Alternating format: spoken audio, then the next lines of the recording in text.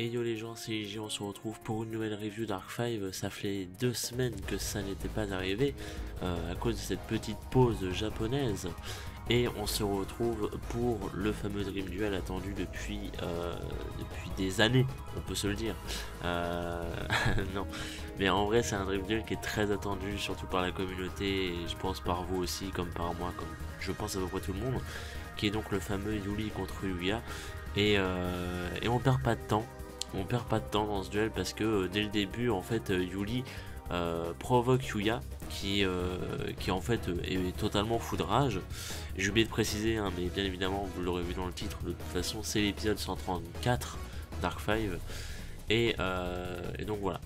Donc Yuli provoque Yuya qui est fou de rage au début parce qu'il vient de voir son père se faire encarter, donc ce qui est totalement normal, et il lui propose en fait de régler ça en duel pour un peu le contrôler et tout, parce que c'est Yuli, il essaye de le taunter et tout, et il y arrive, c'est ça le pire. Donc Yuli commence le duel en invoquant un monstre en fait qui lui permet d'en invoquer un autre, tout simplement. J'ai préféré utiliser ça comme raccourci. Et ce deuxième monstre en fait lui permet de prendre une polymérisation directement depuis son deck. Il l'active pour les fusionner tous les deux tout simplement, et invoquer donc bien évidemment le fameux Star Venom. Donc tour 1, le Star Venom, il pose une carte face cachée et il conclut son tour. Voilà, donc Yuli est très rapide. Le moins qu'on puisse dire c'est que oui, le duel pour un épisode, le duel est très très rapide. Bon, le duel n'est pas encore fini, bien évidemment, je vous rassure, mais le duel est très rapide tout simplement. Donc ensuite on a Yuya qui place 2 échelles de pendulum, ces deux fameux magiciens d'échelle 1 à 8. Donc il peut invoquer des monstres de niveau 2 à 7, je vous le rappelle. Et il invoque un nouvel Entermate qui est un dragon Numera, un truc comme ça, je sais plus trop le nom, mais c'est un espèce de petit dragon. Et il invoque aussi Odd Eyes en fait.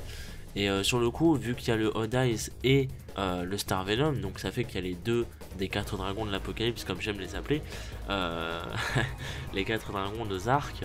Et bien sur le coup, Yuya et Yuto en fait, vu que les deux dragons rentrent en résonance, comme je le dis souvent, Yuya et Yuto semblent énormément souffrir en fait au vu de la présence des dragons, contrairement à Yuli qui lui par contre il semble s'en réjouir plus qu'autre chose en fait. Il a pas l'air de souffrir, et il est content en fait. Il est content, et vous allez voir que au fur et à mesure de l'épisode, il va devenir de plus en plus malsain, Yuli, au point d'hurler de rire. Tellement il devient fou en fait. Yuli dans cet épisode devient vraiment fou, mais vraiment, c'est à dire que Yuli jusqu'à présent était assez sain d'esprit et tout, et là Yuli dans cet épisode devient vraiment fou, on peut se le dire. Donc grâce à l'effet de son Entermate, en fait Yuya, tous ses monstres gagnent 500 points d'attaque, et donc le Odd Eyes passe à 3000, ce qui est donc plus que les 2800 du Star Venom bien évidemment, et donc il l'attaque. Sauf que Yuli active alors son piège qu'il avait posé, qui annule en fait la destruction et détruit le monstre attaquant.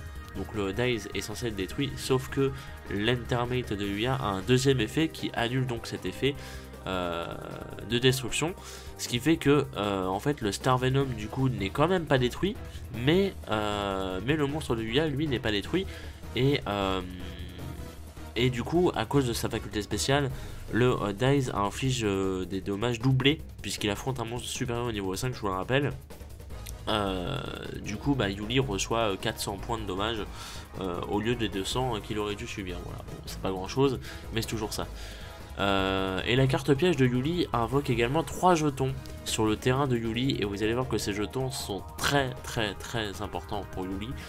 Yuya, pardon, pas Yula, c'est peut-être le nom du futur héros de la CG, on ne sait pas, on est censé avoir des news bientôt, je vous en parlerai peut-être à la fin si j'y pense. Yuya, oui, il en détruit un des 3 jetons avec sa seconde attaque, donc avec son petit Entermate, il pose une carte face cachée et il finit son tour, voilà. Donc c'est au tour de Yuli qui fait un tour absolument magistral, parce qu'en fait il sacrifie un jeton pour invoquer un synthoniseur Predator Plant, c'est-à-dire qu'il a un Predator Plant synthoniseur, et il est super stylé, je le trouve super stylé, il est de niveau 6 et tout, et il est c'est une espèce de je sais pas comment on appelle ces arbres là en fait, donc je peux pas dire, mais c'est une espèce de de buisson fusionné avec un pain, fusionné avec un arbre. C'est bizarre, mais il a plein d'yeux. Oui, il a plein d'yeux. Et il est trop stylé. Je sais pas, je l'ai trouvé vachement stylé le design. Et il le synchronise avec son dernier jeton, qui est bien évidemment, vu que c'est un jeton, très souvent ils sont de niveau 1, donc il est de niveau 1. Donc ça fait en tout niveau 7. Il invoque donc le Clearwing de Hugo. Et en fait, sur le terrain, je vous rappelle qu'il y a le Star Venom, il y a le Dice et il y a le Clearwing qui arrive. Donc voilà, donc le Clearwing se joint un petit peu à la réunion des cris des dragons, on peut dire ça comme ça. Et en fait, plus il y a de dragons, plus Yuli semble fou de joie en fait. C'est-à-dire qu'à partir du moment où le Clearwing est sur le terrain, il rigole, mais il hurle de rire en fait. Il hurle de rire en fait parce qu'il y a les 3 dragons et Yuya lui souffre et Yuli il sait que en gros l'avènement entre guillemets de Zark est proche et donc voilà. Donc ensuite il active l'effet du Star Venom pour copier l'effet du Dice, mais Yuya active sa carte piège en fait j'étais en train de penser, excusez-moi, j'étais en train de penser en fait à l'activation de la carte piège parce que Yuya quand il active sa carte piège, je sais pas, j'ai adoré Kensho dans cet épisode, je vous en parlerai à la fin parce que Kensho c'est un truc de fou. Mais Yuya au moment où il active sa carte piège, il le dit avec beaucoup de je sais pas, il y a quelque chose dans sa voix en fait au moment où il le dit vraiment avec de la hargne et tout, enfin il est, je sais pas, c'est vraiment il active la carte piège de sa vie quoi, c'est assez bizarre mais je sais pas, ça m'a fait penser et voilà. Donc Yuya active son piège qui annule l'effet de tous les monstres adverses invoqués depuis l'extra deck et ils passent tous les deux au niveau 4. Donc le Clearwing et le Star Venom passent tous les deux niveau 4. Pourquoi c'est comme ça? Peut-être qu'il y a un plan dans l'épisode d'après, je ne sais pas. Mais il attaque alors les monstres de Yuya et les détruit avec ces deux monstres, donc Yuli évidemment puisqu'il ne peut pas activer leur effet. Il les détruit avant de poser une carte et il finit son tour. Et vous allez voir que la carte qu'il a posée, ce n'est pas rien. Donc c'est au tour de Yuya oui par contre, ça augmente en fait, c'est assez bizarre en fait la carte de Yuya, la carte piège qu'il a activée, parce que c'est une carte piège continue si je ne me trompe pas, mais il est possible que je me trompe. Donc en fait Yuya quand c'est son tour, le niveau des dragons de Yuli augmente d'un niveau. Donc c'est à dire qu'en fait ils ont baissé au niveau 4 et là ils passent au niveau 5. Et en fait c'est pas expliqué pourquoi, enfin... Je sais pas, peut-être que quand ils vont retrouver leur niveau initial, ils vont peut-être regagner leur effet. Enfin, c'est pas dit en fait. Dans le script que j'ai lu, moi c'était pas dit, donc je ne sais pas. Donc Yuya veut invoquer le Dark Rebellion parce qu'il pense que ça peut le sauver très clairement grâce à son effet. Mais en fait il a peur que Yuto et lui ne puissent pas supporter les 4 dragons ensemble. Parce qu'en fait ils ont déjà beaucoup de mal à supporter les 3 dragons présents actuellement sur le terrain. Et ils ont peur que le 4ème ils arrivent tout simplement pas à contenir leur rage et tout qui est en eux. Et donc du coup voilà, sauf que Yuto joue la carte du sacrifice, c'est à dire que Yuto lui dit qu'en fait il n'a pas besoin d'hésiter, que si lui disparaît, Yuya sera toujours en mesure de continuer et donc il lui fait confiance, ça le gêne pas et tout, donc voilà. Donc Yuya remercie Yuto de sa confiance, tout ça et tout, et il active ses pendulums pour ramener Odize et son Untermate depuis l'extra deck, ainsi qu'un autre monstre de niveau 5 depuis sa main, qu'il peut, une fois invoqué, il peut le faire passer de niveau 1 à 4 grâce à son effet s'il veut, voilà. Donc bien évidemment il le passe au niveau 4, hein. Il les superpose avec son deuxième Untermate pour invoquer le Dark Rebellion, et donc là les 4 dragons sont réunis, donc c'est la merde totalement, hein, il faut se le dire. Ce qui a l'air en fait, une fois que les 4 dragons sont réunis, Yuto se fait totalement absorber par les ténèbres. Je sais pas comment on peut dire ça autrement, donc voilà. C'est à dire que la dernière fois, dans la dernière review, je vous avais dit que Yuto se faisait à moitié absorber par une ombre qui semblait être sûrement Zark ou les ténèbres ou une connerie comme ça. Et là ça l'a totalement absorbé d'un coup. Les 4 dragons sont là, adieu Yuto, ça dégage. Et sur le coup, Yuli lui, il a hurlé de joie, mais il a vraiment... Quand je vous dis hurler, c'est hurler, c'est-à-dire il est monté dans les aigus le mec. Et on rappelle que c'est Kensho qui double Yuli et Yuya. Donc Kensho qui a obtenu 90% du script de l'épisode. Donc voilà, le mec, bon, niveau oseille il est bien. Mais sincèrement, Yuli à ce moment il hurle de joie, mais mais on n'a jamais entendu Kensho faire ça, c'est-à-dire il est monté dans les aigus comme si c'était un gosse, ou comme si, limite comme s'il hurlait presque de douleur, mais en riant. Enfin, c'est bizarre parce que il hurle vraiment de joie, Yuli, hein, mais il hurle de joie à un point, c'est bizarre en fait, c'est particulier, mais du coup ça le rend vraiment fou, et voilà. Donc sur le coup, Yuya pense alors à toutes ces rencontres en fait, parce que lui, Yuto de son côté il est en train de mourir, Yuli de son côté il est en train de mourir de rire, et Yuya de son côté il est en PLS, tellement il a mal. Donc en fait, sur le coup il se met alors à penser à toutes les rencontres qu'il a fait depuis le début d'Arc 5, et plus précisément depuis la saison 2 on va dire d'Arc 5, c'est-à-dire on voit des très anciens persos, genre je crois qu'ils s'appellent Teppei et Michio, il me semble que c'est ça leur nom, jusqu'à Gloria et Kaito, tout ça et tout, on voit à peu près, enfin je crois qu'on voit vraiment tout le monde, je crois qu'on voit même Shinji, etc. Il n'y a pas de problème, on voit vraiment tout le monde. Et en fait il reprend un peu son calme parce que il se dit qu'il se bat pour eux, quoi, que tout le monde lui fait confiance, tout ça et tout, donc il reprend un peu son calme malgré le mode berserk. Donc il active alors l'effet du Dark Rebellion, mais c'est un important mais, Yuli active sa carte face cachée qui lui fait prendre le contrôle du Dark Rebellion, et ça c'est pété. C'est-à-dire en fait c'est une carte qui, j'ai pas lu l'effet techniquement, mais je sais que c'est une carte qui s'active lorsqu'il y a beaucoup de dragons, il peut prendre le contrôle d'un dragon, je crois que c'est un truc comme ça, mais en gros il prend le contrôle du Dark Rebellion, voilà. Donc ce qui fait que Yuli possède 3 dragons sur les 4, donc Yuya n'a que le Odd Eyes. Le Odd Eyes qui, rappelons-le, a l'effet le plus inutile des 3, hein, enfin, après le truc c'est que l'effet du Clearwing, j'allais dire Crystal Wing, l'effet du Clearwing et du Star Venom sont annulés, mais le mec a les 3 dragons les plus cheatés de la vie, et voilà. Et sur le coup, lui, donc Yuli, Yugo et Yuto passent tous les 3 en berserk en disant que c'est le moment de se rassembler, de ne faire qu'un, Imakoso Itotsuni, le fameux dicton, voilà. Donc c'est la merde dans Arc 5, hein, très clairement. Et pendant ce temps-là, dans le plus grand des calmes, Serena se fait absorber par Arc 5 et la fusion des dimensions commence. Voilà. Et l'épisode se termine comme ça. Et c'est horrible, c'est vraiment horrible parce que le climax d'Arc 5 est là. C'est-à-dire que la semaine prochaine et la semaine d'après, donc le jour de Noël, c'est Rei et Zark en fait. C'est-à-dire que pour ceux qui ne le sauraient pas, pour ceux qui n'auraient pas vu les spoilers, qui ne voudraient pas les voir, au revoir, merci d'avoir regardé la vidéo, c'était gentil. Mais pour ceux qui n'auraient pas vu les spoilers, sachez que la semaine prochaine le duel continue, donc normal. D'ailleurs la semaine prochaine l'épisode est fait par Ebina, et ça c'est très bien, parce que ça veut dire très bon épisode, très bel épisode. Déjà que l'épisode de cette semaine était vraiment pas mal, déjà, mais l'épisode de la semaine prochaine va être magnifique, donc voilà. Et en fait ce qui est marrant, c'est ce que j'ai remarqué aujourd'hui, c'est que le jour de Noël c'est un dimanche, donc on aura un épisode Dark 5, il ne sera pas, a priori pas annulé de ce que j'ai vu, il y en a vraiment un qui sort le 25 décembre. Et ce qui est marrant, c'est que c'est le jour de Noël et c'est le jour où Zark va ressusciter. C'est-à-dire c'est clairement dit dans les spoilers que Zark va ressusciter et c'est le jour de Noël. Donc c'est très marrant comme paradoxe en fait, dans le sens où Noël c'est les fêtes, c'est la famille, c'est les cadeaux, tout ça et tout.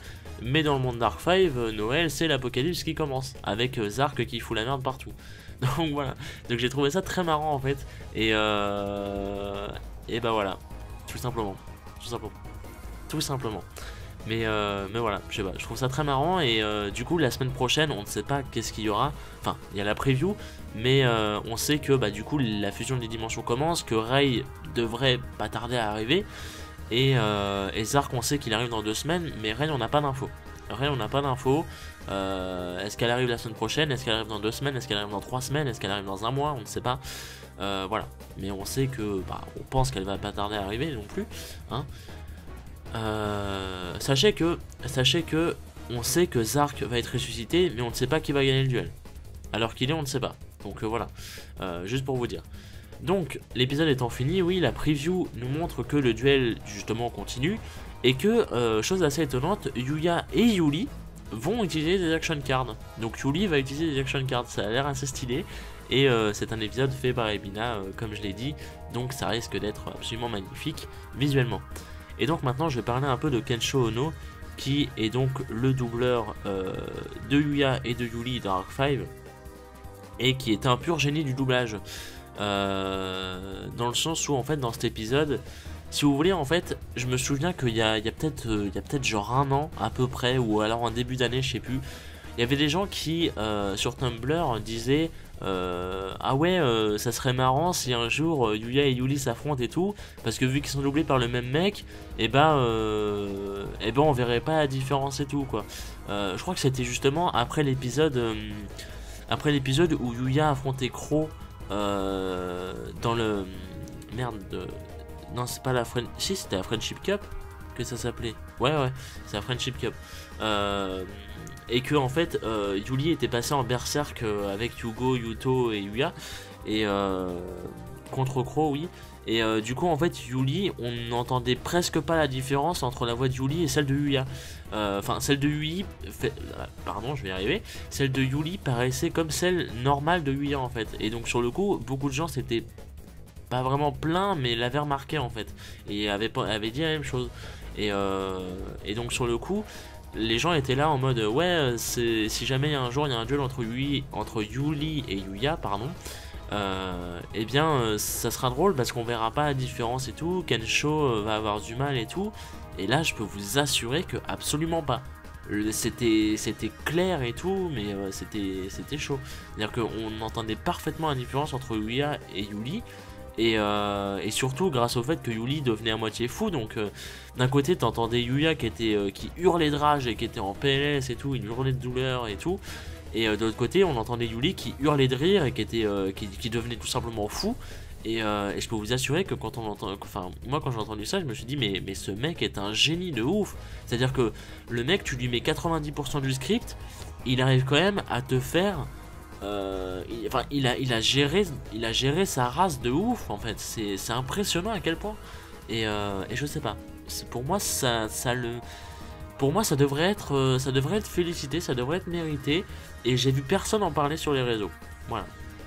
Je n'ai vu personne dire ou féliciter Kensho parce qu'il a bien joué et tout. Et je trouve ça dingue.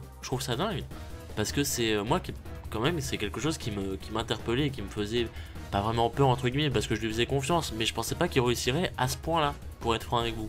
Et c'est quand même assez c'est tendu, c'est un génie, tout simplement, c'est un génie du doublage ce mec. Et bordel, foutez-lui un Oscar une fois dans sa vie, merde. Moi j'attends que ça, j'attends que le mec il reçoive un Oscar, il le mérite. Et merde, foutez-lui un Oscar un jour il le mérite. Quand tu vois un épisode comme ça et tout, je me dis mais qu'est-ce que vous attendez? Il vous faut quoi de plus? Le mec on lui met 90% de l'épisode à doubler par lui-même, c'est-à-dire que dans les studios les mecs étaient 5, t'as eu 2 phrases de Reggie, 2 phrases de Layla, une phrase de Léo, une phrase de Yuto, une phrase de Yusho mais qui était en flashback, donc bon voilà, et Kensho Ono, c'est tout. Le studio, t'avais 5 personnes pour l'épisode, tu vois, donc tu te dis bon voilà, et il y en a une qui était présente pendant 90% du temps, donc tu te dis c'est chaud parce que bah, c'est une grosse tâche, tu vois, c'est surtout pour un duel comme ça qui est très important et tout, c'est une grosse tâche, et le mec a parfaitement réussi son rôle, plus qu'on ne l'aurait cru, et pour moi ça le mérite d'être félicité, voilà, tout simplement. Voilà. C'était la partie un petit peu suçage, partie un petit peu voilà. Mais moi je trouve que ça mérite vraiment de la reconnaissance, et voilà, vous me direz ce que vous en penserez dans les commentaires.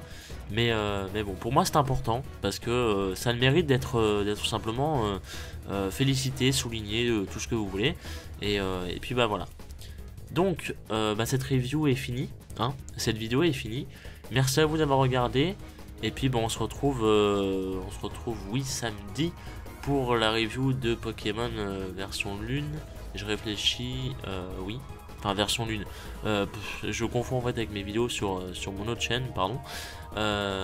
Sur Pokémon Sun et Moon l'animé, épisode 7, voilà. Donc en attendant, merci à vous d'avoir regardé. Et puis rendez-vous la semaine prochaine pour du Arc 5 ou en fin de semaine pour Pokémon. Et puis au cas où, je préfère vous le dire maintenant, je vous le redirai la semaine prochaine bien évidemment.